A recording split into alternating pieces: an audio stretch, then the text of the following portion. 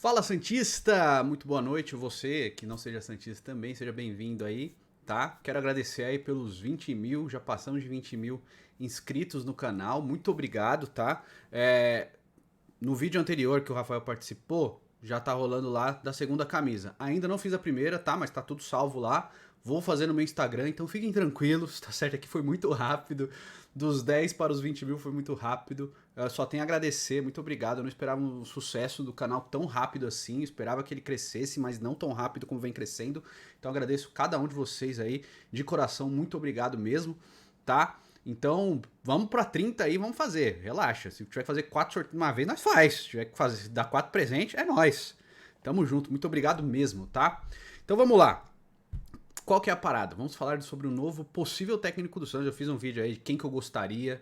Falei do BKC, tá certo? Falei do Repeto, falei desses técnicos aí que eu escolheria. Acho muito difícil vir um técnico estrangeiro para o Santos nesse momento. E as minhas suspeitas estão acontecendo. O Santos está entre Fábio Carille e Rogério Ceni.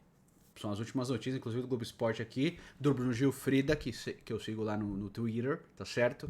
Então ele deu essa notícia aqui, que o Santos está conversando com os dois, inclusive notícias de que as conversas estão mais adiantadas com o Fábio Carille. Vamos lá, qual que é o problema aqui? A galera fala, caramba, o Carille é retranqueiro. O Carille gosta de jogar na defesa, uma defesa muito forte, e a partir da defesa muito forte, construir suas jogadas de ataque. Isso é ruim? Não necessariamente, porque a gente fica martelando nessa conversa do DNA ofensivo. O DNA ofensivo do Santos é o quê? É um time que joga pra frente em busca do gol e quer resolver os jogos. Isso é basicamente o quê? É do jeito que o Fernando Diniz joga, com todo mundo lá no ataque, tocando a bola um pro lado do outro e não chuta pro gol nunca, ou fica cruzando excessivamente pra área, como se isso fosse resultar em alguma coisa e muita criação de chances? Não. DNA ofensivo é ir pra cima e resolver o jogo. É tentar fazer o gol o máximo de vezes possível.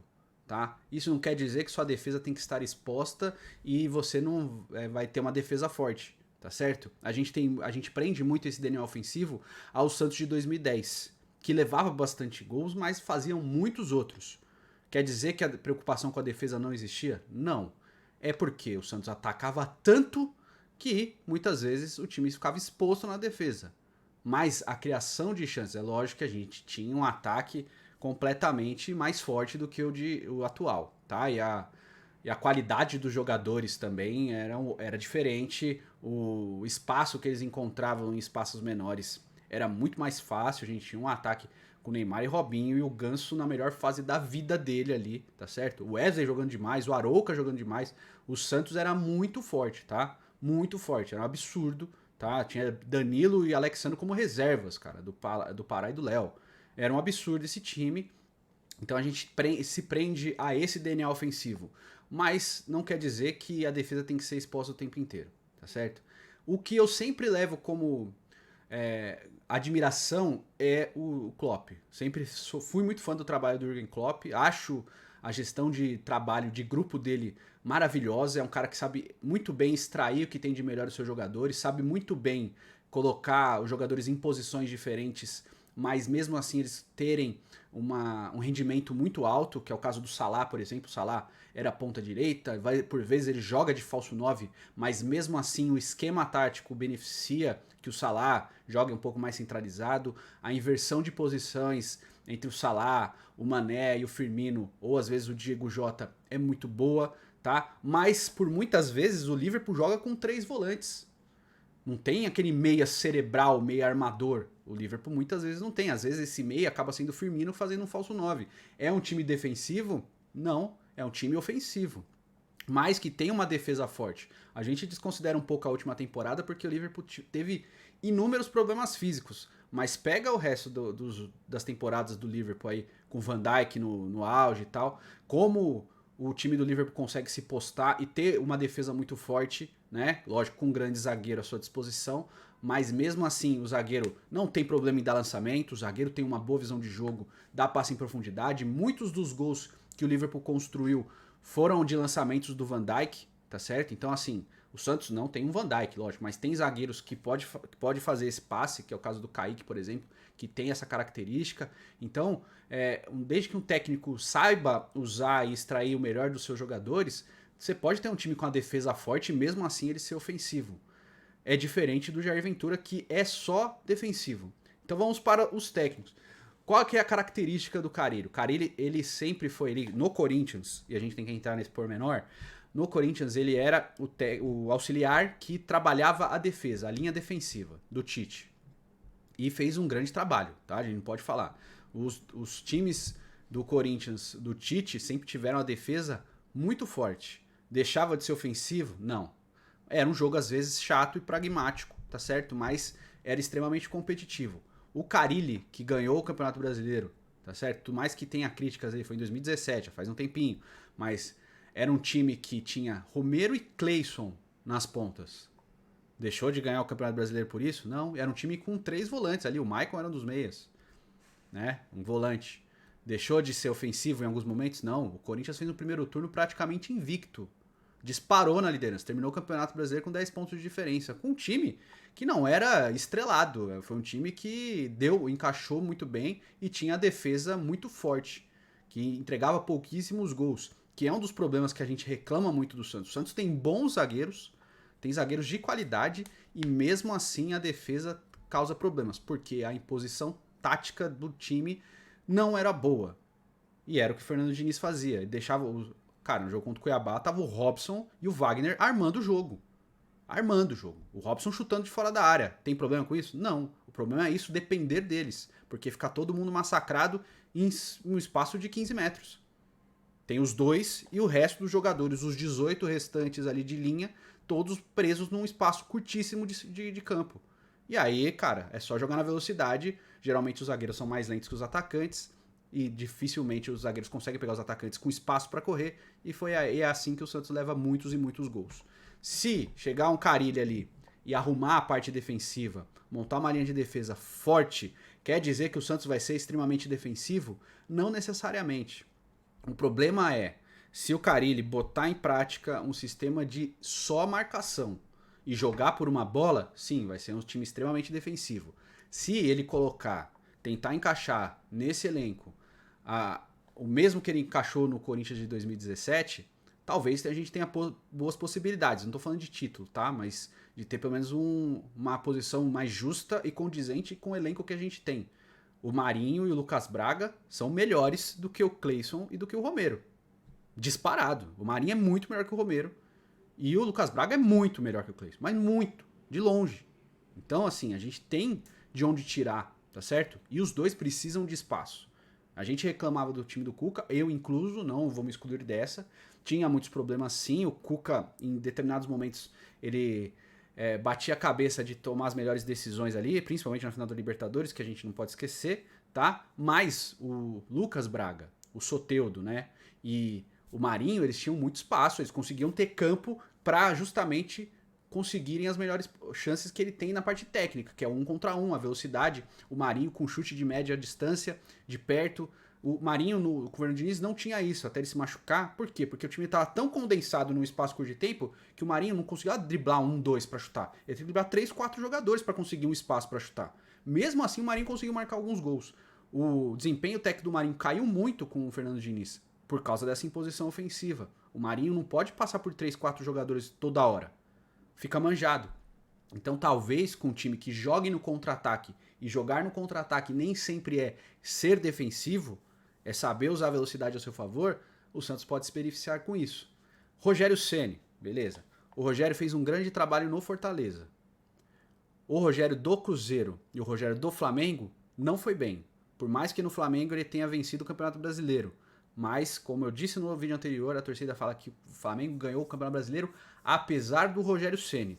E você vê o desempenho do Flamengo com o Rogério Ceni e sem ele, com o Renato, parece outro time, tá? O Flamengo do Renato lembra muito o desempenho do Flamengo do Jorge Jesus, que já era descomunal. O Flamengo do Renato tem uma derrota, que foi aquele 4x0 pro Inter, e só venceu. São jogos muito bons, tá? Inclusive contra o Santos, que jogadores aproveitam muito. Só que assim, com o Rogério Ceni, tinha muitos problemas de relacionamento. E isso vem de fontes de dentro do Flamengo. Pode pesquisar aí, tem internet toda a seu dispor. Será que o Rogério Ceni no Santos teria esses problemas também? Será que isso não aconteceria com o Rogério Ceni?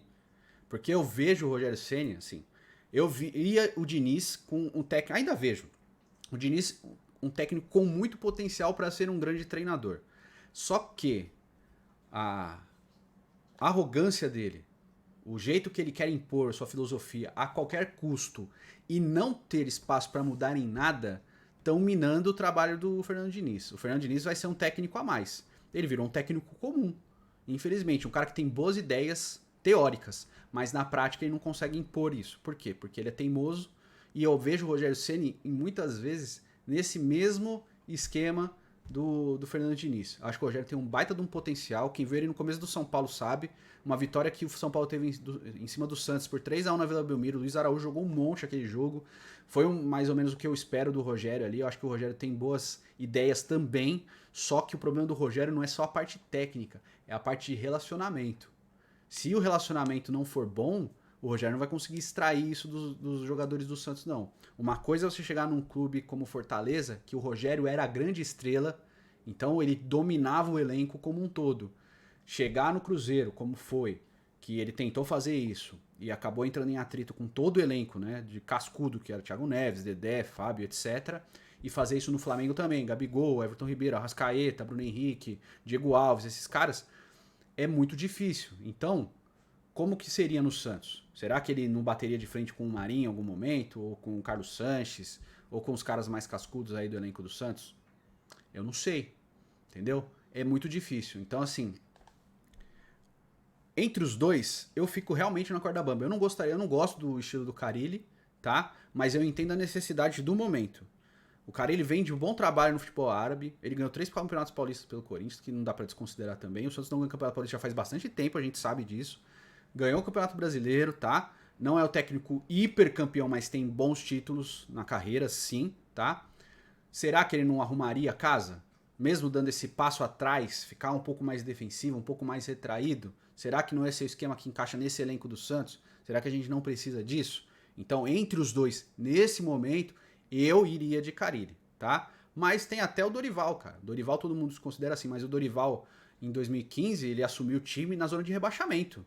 O Santos fez um campeonato muito roxo, chegou na final da Copa do Brasil, por mais que ele tenha errado ali em alguns momentos, mas fez uma campanha bem, bem justa, bem honesta, bem respeitável. Então a gente tem que saber separar isso também, né? Então eu ficaria entre os dois o Carille, mas o Dorival não olho com desprezo, sabe? O Dorival fez um bom trabalho, ele virou aquele técnico de fazer trabalhos rápidos, mas ele consegue fazer um bom trabalho sim. Então tem que pensar com carinho. A torcida mesmo tá toda dividida. Eu fiz no meu Twitter lá, né? Entre os piratas do Carille e a banda Ceni. Ganhou o Carille, tá? O Carille deu 64%, se eu não me engano, aí na votação. Vou até olhar agora, ó. Vou até olhar agora, nesse momento. Para fazer esse confere, tá certo? Deixa eu ver aqui. Ih, cara, cadê? Achei. Piratas do Carille com 60% dos votos. Banda Ceni com 40%. 1.400 pessoas votaram. Então, foi apertado, mas deu uma diferença boa, assim, né? Dá pra dar galinha no primeiro turno, o Piratas do Carille. Mas eu quero saber a sua opinião. Eu realmente tô numa encruzilhada, eu não tenho, assim... Pra mim é uma incógnita, até o Guto Ferreira eu pensei e tal. Eu iria de um técnico estrangeiro, mas é muito difícil pra esse momento, pra realidade de agora. Acho que um técnico estrangeiro tem que chegar, pegar um trabalho do começo. Eu iria muito no BKSS, eu não repito, tá? Mas eu entendo o momento também, é muito difícil. E quem sabe um técnico com um DNA um pouco diferente do que o Santos se propõe dê certo. A gente tem que ter um pouquinho esse olhar também. Diz aí nos comentários o que você acha. Entre eles, por enquanto, eu iria de Carille mesmo, cara. De verdade, não sou muito fã não, mas eu acho que pelo menos a defesa ele dá uma arrumada ali. Tá? E o problema da defesa hoje é bem latente, tá atrapalhando inclusive o desenvolvimento dos jogadores do Santos. Diz aí sua opinião nos comentários, quero saber, tá certo? Tamo junto, valeu, é nóis e obrigado pelos inscritos aí. Rumo a 30 mil, rumo a 200 mil, quem sabe. Valeu.